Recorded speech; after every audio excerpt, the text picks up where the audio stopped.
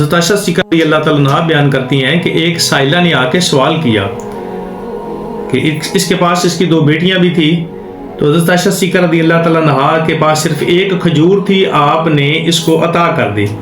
اب دیکھیں نا، دینے والے نے یہ نہیں کہا میرے پاس تو صرف ایک ہی کھجور ہے، تمہیں کیا دوں؟ جیسے ہماری عادت ہوتی ہے کہ ہمارے پاس زائد چیز ہو بھی تو ہم کسی مسلمان کو دینے کے لیے تیار نہیں ہے، لیکن یہ کریم قسم کے لوگ ہیں۔ دیکھیں ان کی تربیت رسول اللہ صلی اللہ علیہ وآلہ وسلم نے کی ہے کہ ایک ہی کھجور ہے، عورت نے سوال کیا، آپ نے وہ بھی اسے دے دی۔ اب ہوا کیا، اس عورت کی 2 بیٹیاں اس کے پاس ہیں،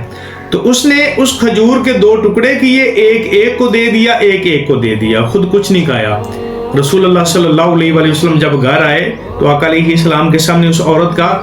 ذکر کیا، تو لجپال کریم آقا علیہ السلام نے فرمایا فَأَحْسَنَ إِلَيْهِنَّ كُنَّ لَهُ سِتْرًا مِّنَ النَّارِ۔ رسول اللہ صلی اللہ علیہ وآلہ وسلم نے فرمایا کہ اگر کسی کو بیٹیاں عطا کی گئیں